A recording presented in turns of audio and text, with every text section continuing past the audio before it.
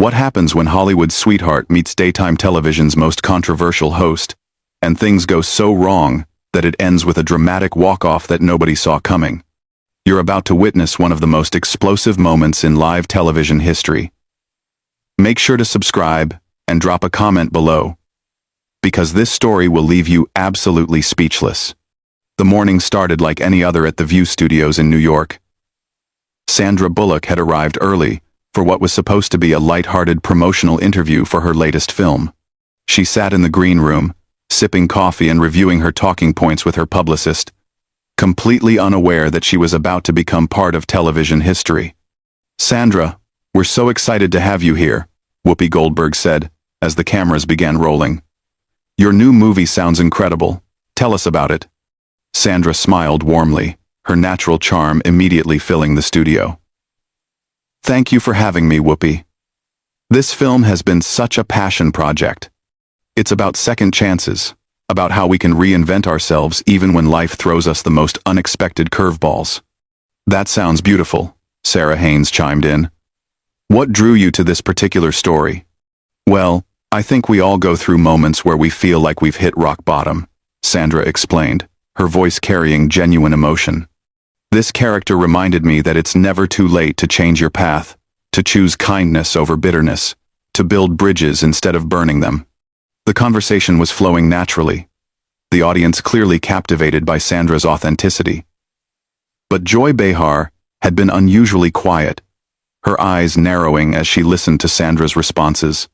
Something about the actress's words seemed to irritate her, though the reason wasn't immediately clear to viewers. "Speaking of building bridges," Joy finally interjected, her tone already carrying an edge that made everyone at the table tense up slightly. "I have to ask about your recent comments regarding the entertainment industry. Some people might say you're being a bit naive about how Hollywood really works." Sandra's smile faltered for just a moment, caught off guard by the sudden shift in tone. "I'm not sure what you're referring to, Joy. Could you be more specific?" "Oh, come on," Joy pressed, leaning forward with a smirk that didn't reach her eyes. "The whole, everyone can change narrative. It's very sweet, very idealistic. But don't you think some people are just fundamentally selfish? Some people never change because they don't want to change?" The studio fell silent. Whoopi shifted uncomfortably in her seat, clearly sensing that Joy was going somewhere with this that had nothing to do with Sandra's movie. The audience picked up on the tension too, the earlier warm atmosphere now replaced with an uncomfortable electricity. "I believe in the capacity for growth," Sandra replied carefully, maintaining her composure despite the obvious hostility. "I think when people are given the chance to reflect and learn from their mistakes, most choose to do better." "Most," Joy repeated with a bitter laugh. "But not all. Some people just double down on their worst instincts. They hide behind their success and pretend they're victims, when really they're the ones causing all the problems." Now everyone at the table was looking at Joy with concern.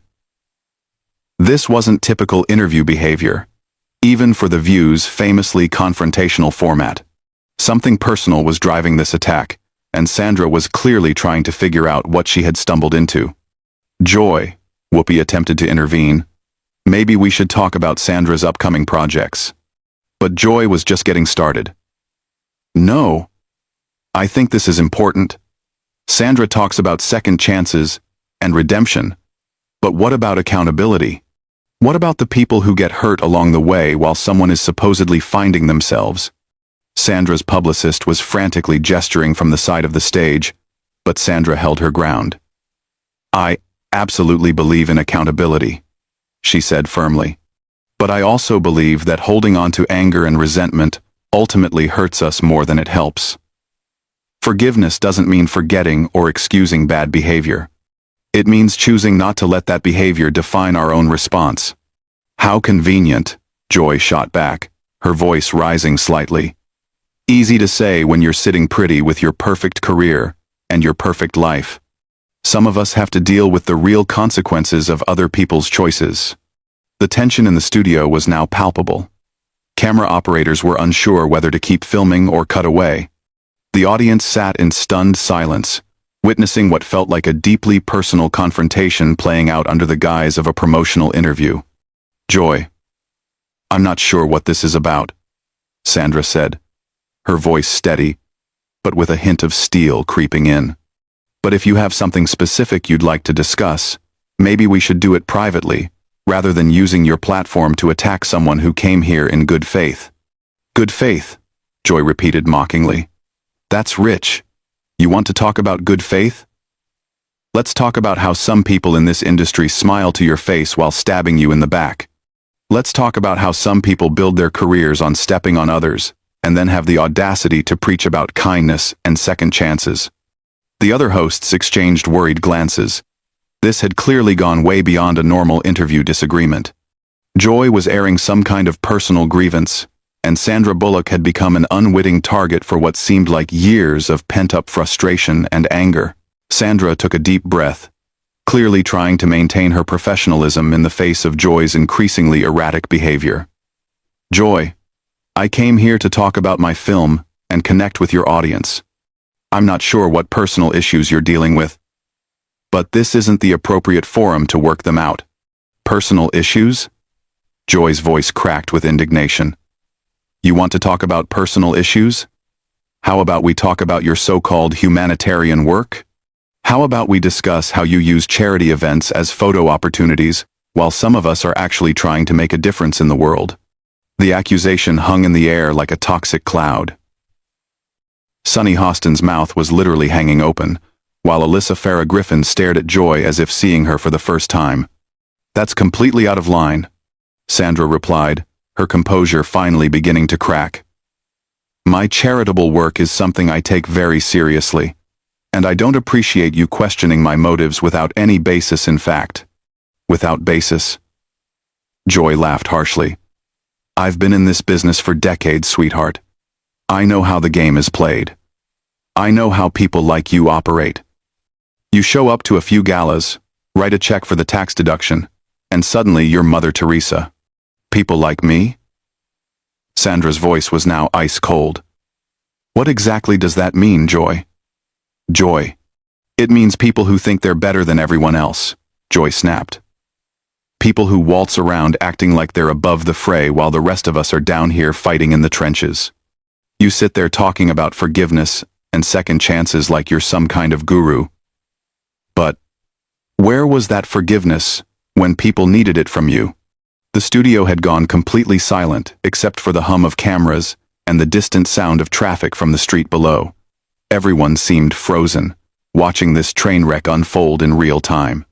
Production assistants were frantically trying to get the attention of the show's producers, but nobody seemed to know how to stop what was happening. "I have no idea what you're talking about," Sandra said slowly, each word carefully measured. "But I think you need to explain yourself or apologize for these baseless accusations." "Apologize?" Joy's voice rose to nearly a shout. "You want me to apologize? That's perfect. That's exactly the kind of entitled attitude I'm talking about. You come on my show, you sit at my table, and you expect me to just smile and nod while you promote your little feel-good movie about redemption? It's not your show, Joy," Whoopi finally interjected, her voice carrying the authority of the show's moderator. "And Sandra is our guest. You need to dial it back right now." But Joy was beyond listening to reason. Something had snapped, some internal dam had burst, and years of resentment were flooding out all at once. "Don't tell me what to do. Whoopi. I've been carrying this show for years, while everyone else gets the credit. I'm the one who asks the tough questions. I'm the one who's not afraid to call out hypocrisy when I see it." "What hypocrisy?" Sandra demanded, her own anger now clearly visible. "What exactly are you accusing me of? Because if you have something to say, then say it clearly, instead of hiding behind these vague insinuations." Joy stood up abruptly, her chair rolling backward with the force of the movement. The action was so sudden that it caused a collective gasp from the audience. "You want me to be clear? Fine. I'll be crystal clear. I'm tired of watching people like you get praised for doing the bare minimum while people like me get criticized for telling the truth.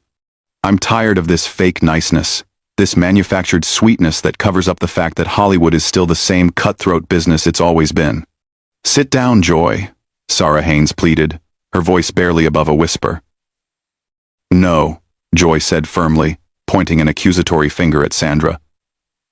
I'm tired of pretending. I'm tired of smiling and playing nice while people who don't deserve it get elevated to saint status. You want to talk about your movie? Let's talk about how you probably stepped on a dozen other actresses to get that role. Let's talk about how you've benefited from a system that rewards people for looking a certain way and saying the right things. Sandra stood up as well now, her patience finally exhausted. I don't know what your problem is, but I won't sit here and let you attack my character based on whatever personal demons you're dealing with. This is completely unprofessional and frankly embarrassing for everyone involved.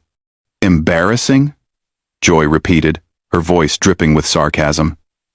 You think I'm embarrassing? That's hilarious coming from someone who built her career on playing the girl next door while probably being anything but behind closed doors. The accusation was so personal and so completely unfounded that it left everyone stunned. Even Joy seemed to realize she had crossed a line that couldn't be uncrossed. But instead of backing down, she doubled down, her face flushed with anger and something that looked almost like desperation. You know what the real problem is? Joy continued, her voice shaking now. The real problem is that people like you get to coast through life being celebrated for your supposed goodness, while people like me get labeled as difficult for speaking the truth. Well, I'm done being the bad guy, just because I refuse to participate in the fantasy. Nobody asked you to be anything other than professional, Sandra replied, her voice steady despite her obvious anger. But what you're doing right now isn't truth-telling. It's just cruelty, disguised as honesty. The words hit Joy like a physical blow. Her face contorted with rage, and for a moment, it looked like she might actually lunge across the table at Sandra. The security guards positioned around the studio shifted nervously, unsure whether they needed to intervene. Cruelty disguised as honesty? Joy's voice was now trembling with fury. You want to see cruelty? Cruelty is watching people get ahead in this business, not because of their talent, but because they know how to play the game. Cruelty is watching the system reward fake humility while punishing authentic voices. Sandra shook her head in disbelief. Joy, you don't even know me. You're attacking someone based on assumptions and projecting whatever anger you're carrying onto a complete stranger. That's not authentic. That's just sad. The word sad seemed to break something fundamental in Joy. Her face went white, then flushed red, and her hands began to shake visibly. Sad? She repeated, her voice now barely controlled. You think I'm sad? I've been in this business since before you were even relevant. I've earned my place here through decades of hard work, not through playing some sweet little character that audiences fall in love with. Nobody's questioning your place here. Whoopi tried to interject again, but Joy was completely beyond reason now. Yes, they are, Joy shouted, spinning around to face her co-hosts. Everyone questions my place here. Every review, every article, every stupid social media post. I'm always the one who's too harsh, too difficult, too much. Well, you know what? Maybe I am too much for this sanitized version of television where we're all supposed to pretend everything is wonderful. Sandra watched this meltdown with a mixture of concern and bewilderment. Joy, this isn't about television or the industry. This sounds like you're dealing with something much deeper than anything happening here today. Don't psychoanalyze me, Joy snapped, whirling back to face Sandra. You don't get to sit there in your perfect little bubble and tell me what my problems are. You don't know what it's like to fight for every opportunity, to claw your way up in a world that wants you to shut up and smile. Actually, I do know what that's like, Sandra replied quietly. Every woman in this industry knows what that's like. But taking out your frustrations on other women isn't fighting the system. It's just perpetuating it. The observation hit Joy like a slap in the face. For a moment, Her anger seemed to waver, replaced by something that looked almost like recognition. But instead of backing down, she seemed to sink deeper into her fury, as if acknowledging the truth of Sandra's words would be too painful to bear. "You think you're so wise," Joy said, her voice now dripping with venom. "You think you have all the answers because you've managed to stay popular and relevant. Well, let me tell you something about staying relevant in this business. Sometimes it means being willing to be the villain. Sometimes it means saying the things other people are too scared to say. And sometimes," Sandra replied with devastating calm, "it just means being needlessly cruel to people who don't deserve it." That was the final straw. Joy's face contorted with pure rage, and she grabbed her microphone pack and yanked it off with such force that the wire snapped. "You know what? I'm done. I'm done with this show. I'm done with pretending to care about the opinions of people who wouldn't last 5 minutes in the real world. And I'm especially done with being lectured by someone whose biggest challenge is deciding which charity gala to attend." The studio erupted in chaos. Producers were frantically trying to decide whether to cut to commercial. Audience members were gasping and murmuring, and the other hosts sat in stunned silence as Joy continued her tirade. "I quit," Joy announced, her voice carrying across the entire studio. "I'm done being the lightning rod for this show's controversy, while everyone else gets to play it safe. I'm done being the bad guy, just because I'm willing to ask the questions nobody else will ask." "Joy, please," Sunny Hostin finally found her voice. "Just sit down and let's work this out. You're having a moment, but we can fix this." "A moment?" Joy laughed bitterly. "This isn't a moment. This is years of frustration finally coming to the surface. I've spent decades watching this industry reward mediocrity while punishing honesty, and I'm not going to pretend anymore that it's okay." Sandra stood up slowly, her dignity intact despite the chaos swirling around her. "Joy, I genuinely hope you get the help you need. But what just happened here wasn't honesty. It was an unprovoked attack on someone who came here in good faith. That's not brave or authentic. It's just wrong." Joy stared at Sandra for a long moment, her chest heaving with emotion. For just an instant, something flickered across her face that might have been shame or regret. But it was quickly replaced by defiant anger. "Save your sympathy," Joy spat. "I don't need help from someone who thinks forgiveness solves everything. Some things can't be forgiven, and some people don't deserve second chances." With that, she turned and stormed off the set, leaving behind her notes, her coffee mug, and 22 years of television history. The cameras continued to roll as the remaining hosts sat in shocked silence, the audience unsure whether to applaud or remain quiet.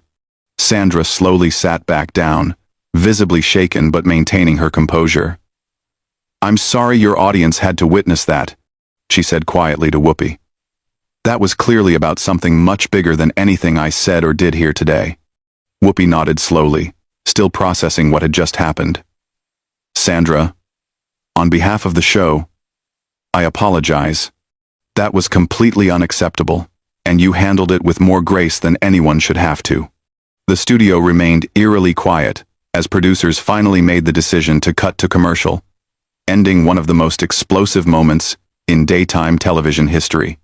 Joy Behar had walked away from The View in the most dramatic fashion possible, leaving behind a legacy tarnished by her final, unforgivable outburst. What did you think of this explosive confrontation? Was Joy completely out of line? Or did she have a point buried beneath all that anger? Subscribe for more shocking television moments, and comment below with your thoughts on what really drove Joy to this breaking point.